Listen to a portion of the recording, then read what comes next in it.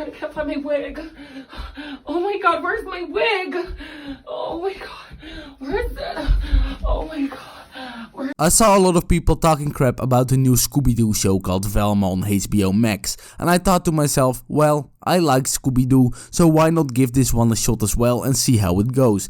Maybe it isn't as bad as people on the internet are saying, as people on the internet like to exaggerate a lot of things. And before I began the show, I of course already knew that the cast was different than the one we remember, which in my opinion is just plain stupid. And that is not me, Blobber, being some racist fascist that only wants white characters in any show, but race swapping characters that already existed for years is just plain freaking dumb in my opinion. There's literally no reason to do that whatsoever. And to top it all off, Scooby freaking Doo, the dog that the original show was named after, isn't even there. The original main character is not in the show at all, and Shaggy is, which was also a very much so a main character, but he is race swapped for some unknown reason. Shaggy in the original movies and series was of course a stoner white hippie dude, and for some reason they completely switched up his character. Not only his skin color, but literally his entire personality was kicked right out the door, and that was just me watching the trailer. So I decided to watch the first episode of this Velma show and go in it with an open mind.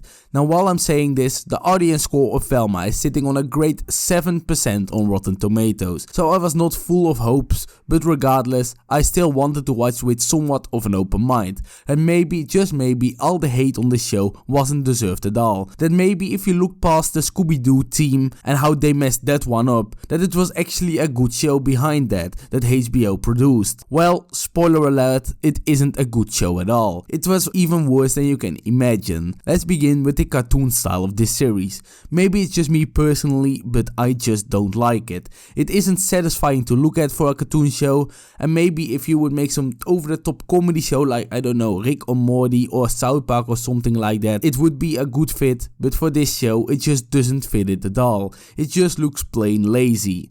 And then, the story. Oh man, the story. If you wouldn't have told someone this was a Scooby-Doo spin-off and they would have changed the names, nobody even would think about Scooby-Doo when watching this series.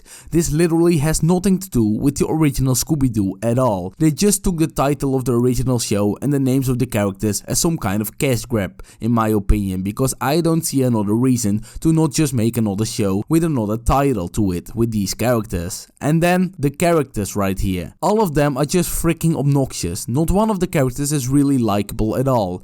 The writing didn't give one of them a likable character, or at least somewhat of a complex personality. All the characters just feel completely flat and not likable at all. But the absolute worst thing about the show is the writing itself. I mean, I can't show everything of course due to copyright reasons, but let's just take two examples from the trailer. From the trailer alone, there are two examples that just show how bad this show is, and I will now show you the first one. She has no brain! I'm not dissing her, she has no brain! The jokes are all as obnoxious as this one. Watching an Amy Schumer stand-up set is more laughable than this entire show. Seriously, they try to be funny a lot in this show, but they mess up the jokes every single time and it's just annoying. Not one of the jokes in the first episode hit me, and well, they just try and try, but it just doesn't work and it gets annoying. And then, the next thing, the wokeness of this show, that everyone was also scared it would have, and well, everyone was right. Just watch.